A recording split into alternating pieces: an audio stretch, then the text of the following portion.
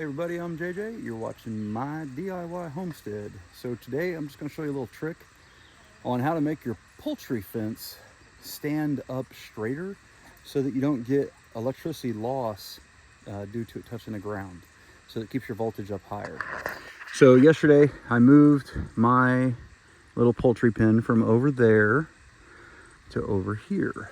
So I put these wood chips in last fall. They've been, deteriorating, and I'm sure there's lots and lots of worms and bugs and, everything working in there. And so I thought this would be a really good spot for the chickens. It also gives them some cover, to a certain degree from aerial predators, and then the fence obviously keeps the foxes out. The foxes is our biggest problem here. There's a really ballsy fox that we have in this area.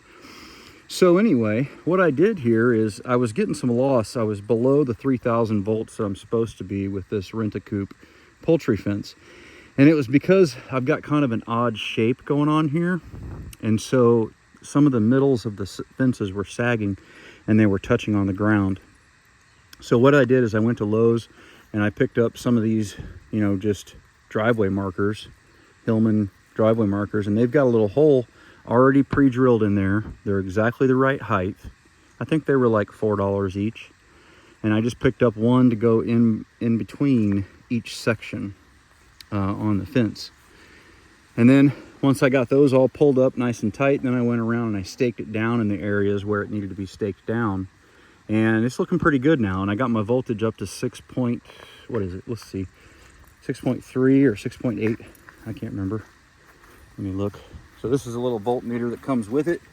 You just got a little ground lead right here that you put into the ground, and then you touch the, it's 5.7, so it changed a little bit.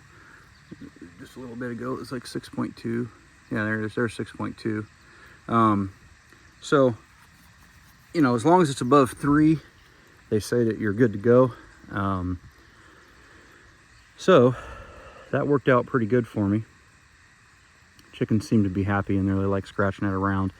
And ultimately what I'm trying to do is I'm trying to build some soil here, because this was kind of a big rocky area where the soil just really wasn't, just wasn't there. So over time, this wood chips will decompress or decompose. The chickens will poop in it, and the bacteria will kind of get going, and that'll bring in more bugs, more food for them. Sort of a little hopefully chicken ecosystem. And then we'll throw out our scraps and stuff like that in there for them, which will also help that composition stuff. So it's sort of like a big compost pile for the chickens to live in, is kind of what I'm going for. And I think it's going to work out pretty good. I mean, we'll see. This is only going to be a good solution for spring, summer, and fall, maybe the early part of winter. But when it really starts snowing and everything, I'm going to have some kind of a coop, some kind of a run to keep them in. Something like that old one. I'm probably going to make a different one though, because that one's too short. But this is going to work for now. It's going to get me by.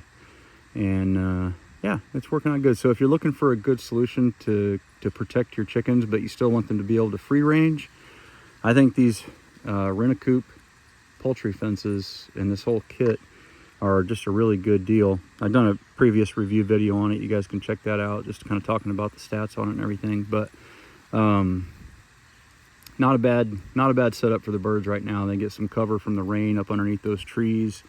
I'm still thinking about putting on adding a little.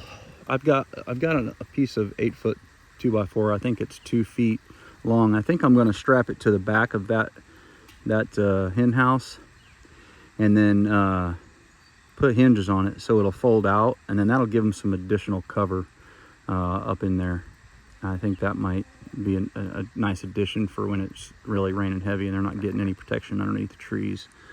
But one step at a time. So anyhow, that is that. Hopefully it's helpful, and don't forget to live the 6 P's. Proper prior preparation prevents poor performance. God bless everybody and stay safe.